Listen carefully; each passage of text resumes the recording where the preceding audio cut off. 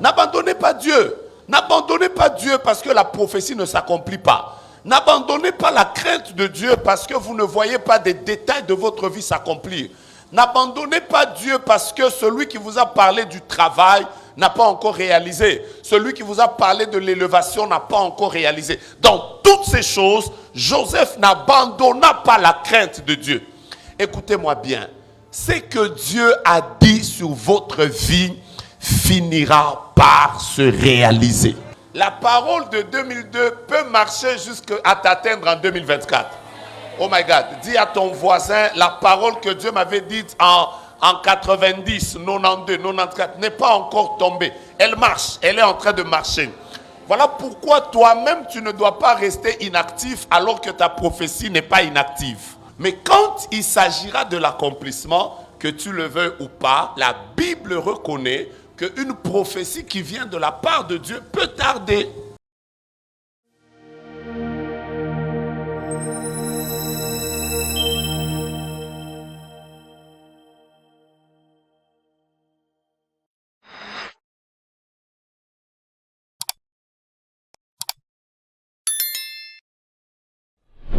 Quoi faire quand on attend l'accomplissement des promesses de Dieu?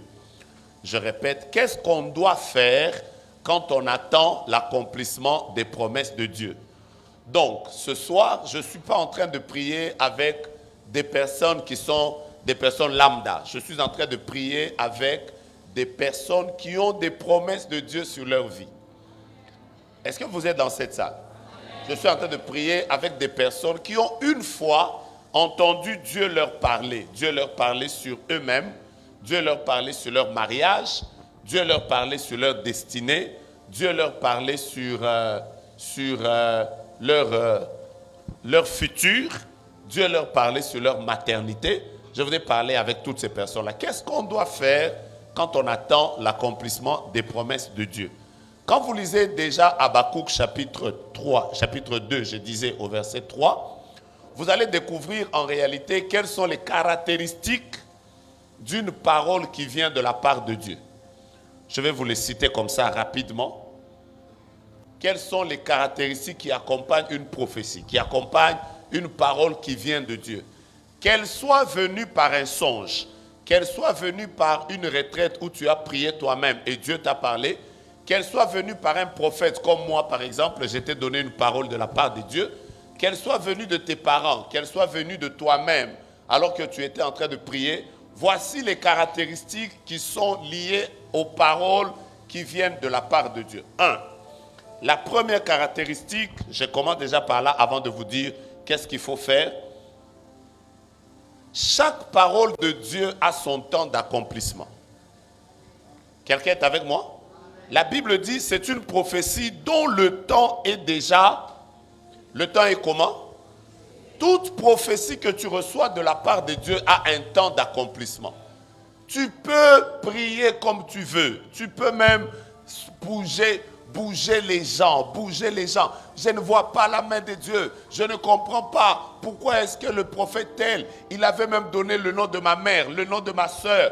Mais pourquoi ça ne s'accomplit pas? Quand ce n'est pas encore le temps que Dieu a fixé pour l'accomplissement d'une prophétie, quel que soit ce que tu peux faire, il n'y a rien qui va bouger. La prophétie est comme une grossesse.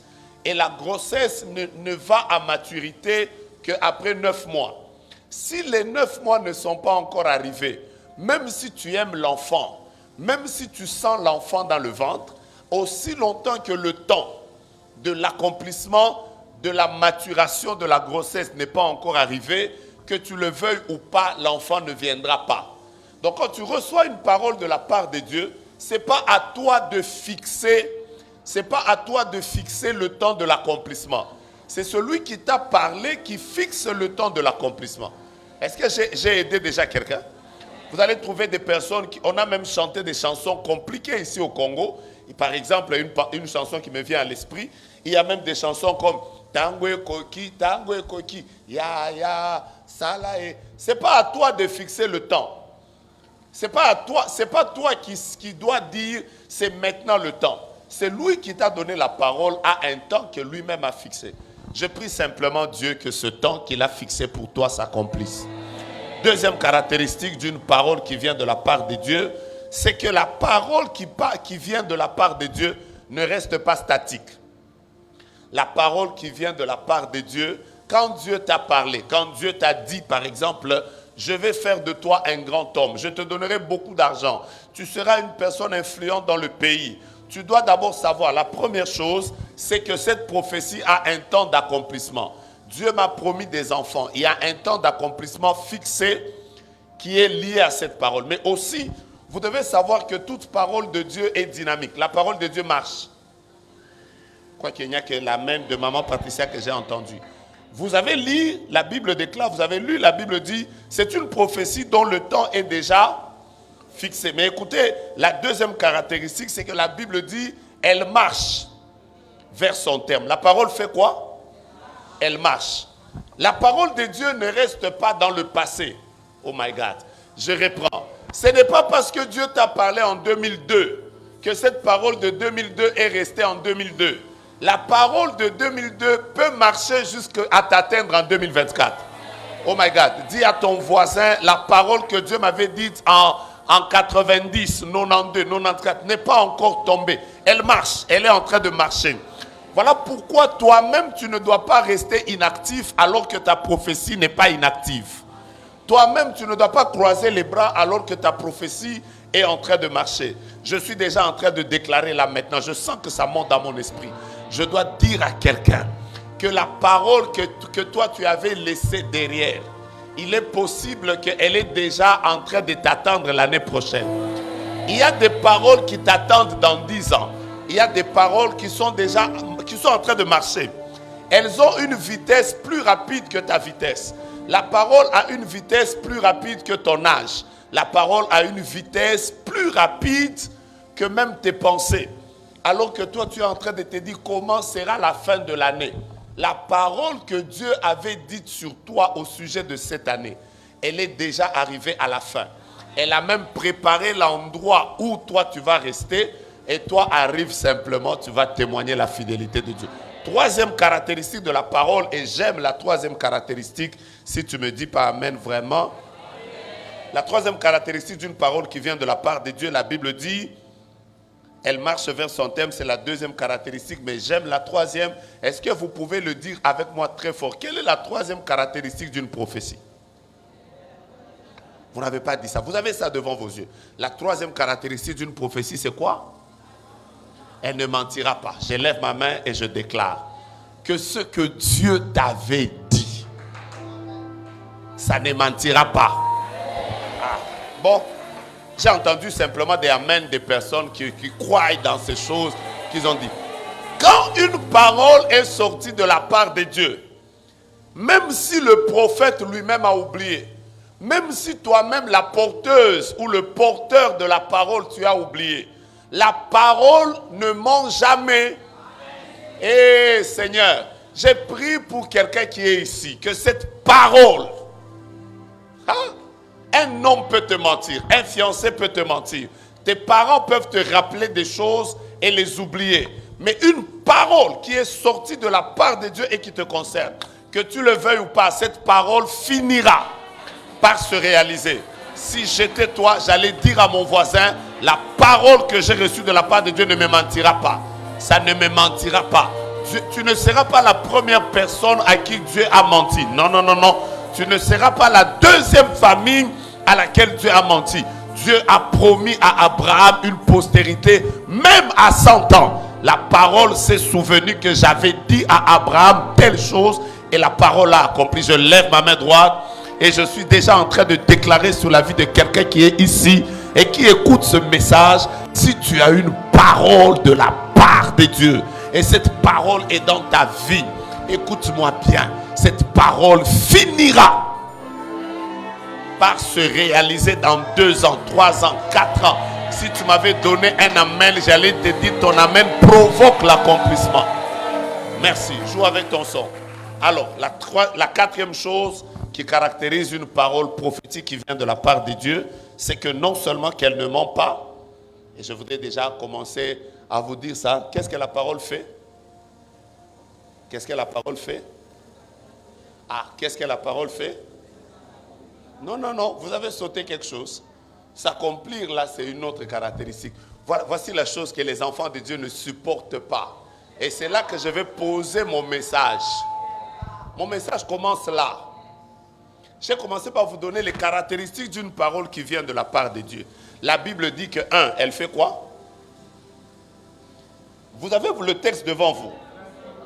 On y va. 1, elle a un temps fixé. 2, elle marche vers son terme. 3, voici la chose que vous n'allez pas aimer. Vous n'allez pas aimer cette quatrième chose.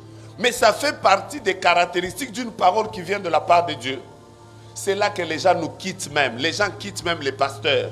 Ils disent même, prophète, en gros, normalement, pourquoi est-ce que cette parole ne s'est pas accomplie? Écoutez-moi, je répète, je vais vous dire quelque chose que vous n'allez pas aimer aujourd'hui. C'est qu'une parole qui vient de la part de Dieu, non seulement qu'elle ne mentira pas. Quatrième caractéristique, elle peut tarder. Est-ce que vous avez vu maman dire amen? L'amen t'es jusqu'à la fin. Regarde ton voisin, dis-lui, la parole qui vient de la part de Dieu peut aussi traîner. Oh là là, Seigneur bénis ton peuple. Je répète, regarde 3-4 personnes autour de toi, dis-leur ce que tu as reçu de la part de Dieu, ça peut aussi traîner. Vous savez, si vous comprenez la vie chrétienne avec des principes faciles comme ça, vous n'allez pas vous compliquer la vie. La parole, je répète, une parole qui vient de la part de Dieu peut traîner. La Bible même ajoute cette caractéristique-là. Si elle tarde, ça veut dire qu'il y a une possibilité, il y a une probabilité que ce que tu as reçu de la part de Dieu tarde. Je m'arrête là aujourd'hui. Je ne vais pas vous donner les autres caractéristiques, je m'arrête là aujourd'hui. La prophétie de la part de Dieu peut tarder. C'est comme ça qu'il y a des gens qui peuvent rester 10 ans en train d'attendre une parole. D'ailleurs, 10 ans, c'est peu. Il y a même des personnes qui peuvent rester 20 ans. Il y a des personnes qui peuvent rester 100 ans. Moi qui vous parle, j'ai déjà vécu des choses que Dieu m'avait dites il y a 20 ans qu'il a accomplies. Mais je vais vous dire une vérité. J'ai des choses que Dieu m'a dit il y a 30 ans qu'il n'a pas encore accomplies. C'est une vérité. Ah. Est-ce que vous avez entendu les amen aujourd'hui? Alors, qui ont des promesses de la part de Dieu que Dieu a accomplies? On est nombreux, hein? Bon, maintenant, soyez sincères. Qui ont maintenant des promesses de la part de Dieu qui tardent? Vous voyez, c'est toute la salle. Bon, voilà. Maintenant, quoi faire quand la promesse tarde? Qu'est-ce qu'il faut faire en attendant l'accomplissement? Parce que vous savez, je vais vous dire une vérité. Ne pleurez, même si vous ne dites pas amen ce soir, c'est une vérité. Vous verrez parfois, vous êtes dans certains pays, mais vous n'aurez même pas de passeport. Vous verrez parfois devenir grand, avoir beaucoup d'argent. Dieu vous montrera des visions où vous serez en contact avec des grands hommes, des personnes influentes. Il y a même des prophéties qui vont vous énerver. Parce que même les personnes qui apprennent à prophétiser, dès qu'elles vont vous voir, elles vont dire, Dieu me dit, tu seras grand. Toi, tu iras loin. Je suis en train de voir ton mariage. Le Seigneur me montre. Alors là, vous savez, la première fois que tu reçois une parole prophétique, il y a toujours un côté, une petite excitation qui vient. Tu cries même, waouh, alléluia, parle prophète. Tu prends même le $100 que tu avais. Papa, je sème. Alors quand tu sèmes là, tu es content. Tu penses que ça va tenir toute la vie.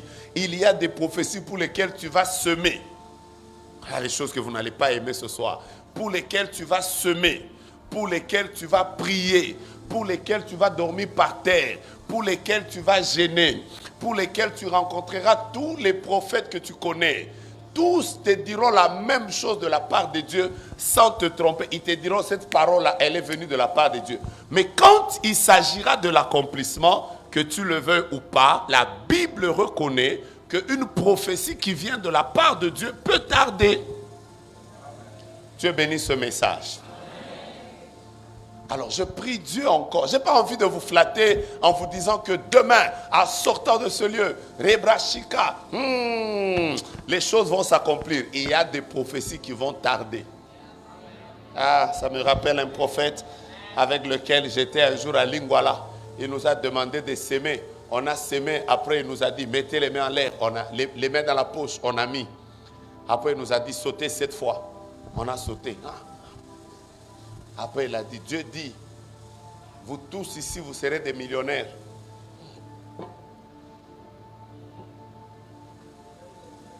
J'avais sauté en 2001. Nous sommes en 2024. Ce que je sais, c'est que Dieu accomplira. Et ça s'accomplira certainement. Mais il y a une clause avant l'accomplissement. Quelle est la clause? Alors quoi faire quand tu sens que tu attends une parole de la part de Dieu, mais elle ne vient pas encore? Je vais te dire 10 points. Je vais y aller rapidement. Comme ça, tu vas être béni. Après, nous allons prier pour les promesses que Dieu nous a dites. Que tu le veuilles ou pas, il y a des paroles qui traîneront. Hein, Valérie? Alors, tu vas te rendre compte que, mais vraiment, je prie, je cherche Dieu. Qu'est-ce qui se passe? Ce n'est pas que Dieu t'a abandonné. Tu n'es même pas tombé dans la foi. Alors, la première chose à faire, je vais me référer à l'histoire de Joseph. Parce que Joseph fait partie des jeunes gens qui avaient reçu des paroles de la part de Dieu. Si vous faites un calcul rapide, Joseph avait reçu une parole de la part de Dieu. Et la parole qu'il avait reçue de la part de Dieu, c'est que Dieu lui avait montré que, premièrement, d'abord, je vais vous expliquer comment la prophétie de Joseph était difficile. Il avait vu ses frères se prosterner avec les gerbes devant lui. Ça montrait déjà qu'un jour, il sera le plus supérieur de tous ses frères. Je peux y aller?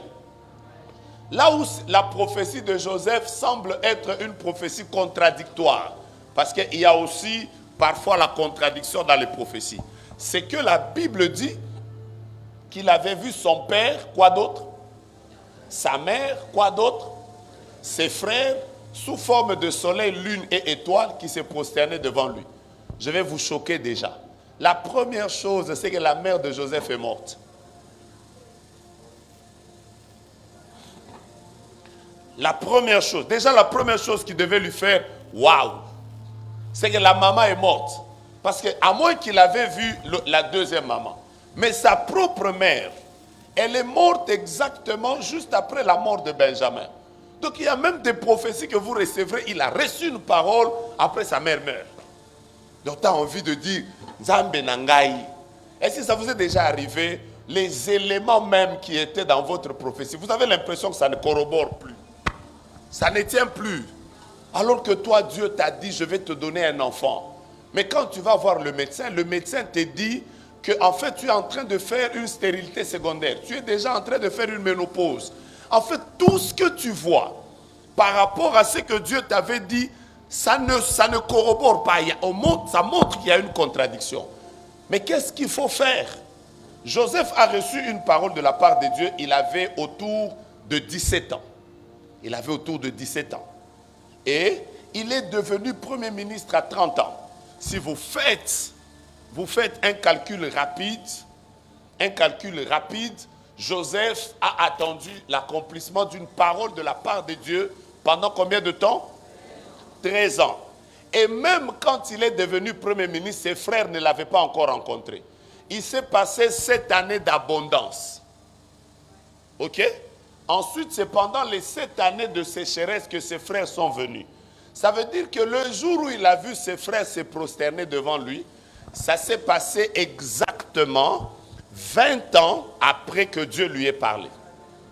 Ah, Seigneur, j'ai envie de dire à quelqu'un qu'il y a des choses que Dieu te dira, mais tu les verras après 20 ans. Ah, on a ligne au déclaré. Nakokufa te nakota tola. Toke. Toke. Voilà. Dieu te maintiendra en vie pour vivre l'accomplissement même après 20 ans. Je vais te dire quelque chose de bien, mais il n'y a que les personnes sensibles qui ont dit Amen. Dieu te maintiendra en vie. Il y a parfois la mort, même si l'esprit de mort vient, il ne te prendra pas, parce que Dieu te maintiendra en vie pour que simplement tu vois certaines paroles même après 20 ans. Je lève ma main et je déclare que cette parole de Dieu s'accomplit sur ta vie au nom de Jésus-Christ.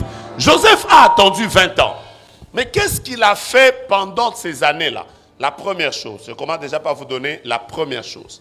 La première chose que l'on fait quand on attend l'accomplissement de la parole de Dieu, je commence par les choses simples qui vont me permettre d'aller plus rapidement. Il ne faut jamais abandonner Dieu. Il ne faut jamais abandonner Dieu et abandonner la crainte de Dieu à cause du fait que les promesses ne s'accomplissent pas. J'ai commencé par vous dire que Joseph devait être une personne dont la prophétie devait l'énerver. Parce que déjà, il avait vu son père et sa mère. La première des choses qui devait le choquer, c'est le fait d'abord que sa mère est morte. La deuxième chose, c'est qu'il s'est éloigné de sa famille. Donc, c'est comme si, dans la prophétie, Joseph voyait ses frères. Mais dans le processus de l'accomplissement, Dieu l'a éloigné de ses frères. En d'autres termes, il est allé plus loin des personnes qui devaient être des acteurs de sa prophétie. Je suis avec vous? Mais curieusement, même quand il se retrouve en Égypte, vous allez vous rendre compte, je ne vous lis pas ça, c'est très long, vous allez vous rendre compte que la parole de Dieu continue à déclarer que Joseph craignait Dieu. Il craignait Dieu. Il craignait Dieu. En réalité, Joseph avait raison d'abandonner Dieu. Beaucoup de personnes abandonnent la prière. Vous abandonnez Dieu. Vous vous fatiguez et vous ne voulez plus être attaché à Dieu à cause des prophéties qui ne se sont pas encore accomplies. Quand vous vous détachez de Dieu, c'est exactement comme un ventilateur que vous avez détaché du courant. Le fait que vous l'avez détaché du courant, même si vous tournez pendant un temps, vous n'allez plus aller loin. Et vous venez de vous éloigner de la prophétie que Dieu avait dite sur votre vie. Je vais vous supplier. Quand vous savez que ça traîne, vous sentez que ça tarde, vous sentez que vous êtes sur le point d'abandonner, n'abandonnez jamais Dieu. N'abandonnez pas Dieu parce qu'une parole ne s'est pas encore réalisée. J'ai entendu des personnes me dire ce matin, quelqu'un était en train de me dire, ça fait 8 ans que Dieu m'a parlé d'un mariage. Aujourd'hui, pendant que je te parle, pasteur, j'ai 48 ans. Où est le mariage que Dieu m'avait dit? J'avais 40 ans quand Dieu m'avait dit ça. Je suis fatigué. Et la parole qu'elle m'a dit, ça m'a touché. La parole qu'elle m'a dit, c'est que Nasalata Kindumba. Donc en fait, elle était en train de me dire, j'ai attendu 8 ans. Je suis maintenant décidé que je me prostitue même. Parce que je suis en train de vouloir ne pas mourir sans avoir trouvé un homme qui va me donner une grossesse, que je ne meure pas sans avoir porté les enfants. Bien-aimé, n'abandonnez pas Dieu. Lève ta main droite, dis avec moi, Père, je ne t'abandonnerai pas. N'abandonnez pas Dieu. N'abandonnez pas Dieu parce que la prophétie ne s'accomplit pas. N'abandonnez pas la crainte de Dieu parce que vous ne voyez pas des détails de votre vie s'accomplir. N'abandonnez pas Dieu parce que celui qui vous a parlé du travail n'a pas encore réalisé. Celui qui vous a parlé de l'élévation n'a pas encore réalisé. Dans toutes ces choses, Joseph n'abandonna pas la crainte de Dieu. Écoutez-moi bien. Ce que Dieu a dit sur votre vie finira par se réaliser. Je suis venu vous encourager, mais je sens que vous n'êtes pas prêts. Je répète. Ce que Dieu a dit sur ce ministère, sur les pasteurs, sur vos mariages, sur chacun de vos enfants, finira par se réaliser. Mais prenez une décision ce soir, que j'accepte même de couler les larmes, de marcher à pied, de marcher même dans la moquerie, l'humiliation, la honte. Mais une chose que je ne ferai jamais de ma vie, c'est d'abandonner Dieu pour pouvoir me contenter de vivre un semblant d'accomplissement. Dieu n'a pas besoin que quelqu'un l'aide pour accomplir ce qu'il avait déclaré sur ta vie. Je suis en train de répéter, le Dieu de gloire, celui qui t'avait parlé, il s'appelle El Shaddai. Il a toute puissance, capable de bouger le ciel, la terre, les arbres, les eaux. Il peut même bouger les individus afin que la parole qu'il avait déclarée sur toi finisse par s'accomplir. Je déclare cette première parole sur la vie de quelqu'un. Laisse que le Dieu que je sers accomplisse pleinement la parole qu'il avait déclarée sur ta vie. Celui qui me dit 3 fois Amen, et je passe déjà à la deuxième chose. Deuxième chose que Joseph n'a jamais fait. Je suis en train de vous parler de quoi faire quand on attend l'accomplissement des promesses de Dieu. La deuxième chose la plus importante, je voudrais insister sur ça. Ne choisissez jamais la vie de raccourci. Je peux y aller? Je peux y aller? Je reprends. Ne choisissez jamais la vie de raccourci. Quand vous lisez la vie de Joseph, vous allez découvrir la deuxième chose, c'est celle-ci. Plus vous attendez une prophétie de la part de Dieu, plus le diable vous proposera plusieurs fois des voies de raccourci pour vous permettre d'atteindre comme facilement ce que Dieu vous avait déjà promis. Ça passe ou ça casse? Dans la vie de Jésus, par exemple, vous allez vous rendre compte qu'il était dans le désert. Dieu lui avait déjà promis. Jésus, normalement, tout genou devait fléchir devant lui et toute langue devait confesser qu'il est Seigneur. Toutes les nations devaient être gagnées à lui. C'était des choses qui étaient liées à sa personne. Mais ce que Jésus devait vivre, il devait les vivre après la croix. Il devait d'abord passer par la croix, ensuite entrer dans la mort, ensuite ressusciter pour maintenant avoir le nom qui est élevé au-dessus de tous les noms et voir toutes choses lui être soumises. Mais vous allez vous rendre compte que dans Matthieu chapitre 4, déjà quand le diable le voit, la première chose qu'il propose à Jésus, c'est que si tu te sers, tu te procèdes et tu me sers, je vais te donner toutes les nations. En réalité, toutes les nations appartenaient déjà à Jésus. Mais le diable a voulu lui donner ça en signe de raccourci. Donc, ne passe pas par la croix, passe par un chemin facile, mais je vais te donner exactement les choses qui sont à toi. J'ai dit quelque chose? Quand vous lisez l'histoire de la femme de Potiphar, vous allez découvrir en réalité que si Joseph avait juste accepté de sortir avec la femme de Potiphar, il devait être élevé en Égypte. Il devait avoir une position, mais le raccourci devait faire qu'il ne vive pas pleinement ce que Dieu lui avait déjà prévu pour lui. Je suis en train de dire à quelqu'un, le diable va vous donner beaucoup de raccourcis. Je peux le répéter? Je peux le répéter? Vous n'êtes pas prêt. Regarde ton voisin, pas soit le prédicateur adjoint et la prédicatrice adjointe. Dis à ton voisin, Banzelam Yamikou Seza ebele, mais yebise Nakinba, yebise na lingala ko sala demi-terrain T, ko sala demi-terrain T. Qu'est-ce qui se passe en fait? J'ai jamais oublié un prophète que je connais qui est dans cette ville ici et dans cette commune ici. À l'époque, chaque fois qu'il venait nous voir à la génération Joël, il avait l'habitude de me répéter ça. Il me répétait ça tout le temps. Il ne m'a pas répété ça une fois. Il m'a dit plusieurs fois, Joe Grace, moi j'envie le don que tu as. Si moi Dieu m'avait donné un don comme toi, je devais être millionnaire. Alors chaque fois que je lui demandais comment tu vas faire, il me disait toujours, Ngaï, je vais prendre toutes les mamans qui ont l'argent. Je prophétise, maman, Dieu me dit ça, ça, ça. Après je lui dis, donne-moi ta voiture. Elle ne va pas refuser. Mais pourquoi toi tu veux rester sérieux comme ça? Tu vas mourir pauvre. Et en fait, quand il disait tu vas mourir pauvre, vous savez, il y a des gens qui savent parler. Ça m'entrait comme une flèche empoisonnée. Tching.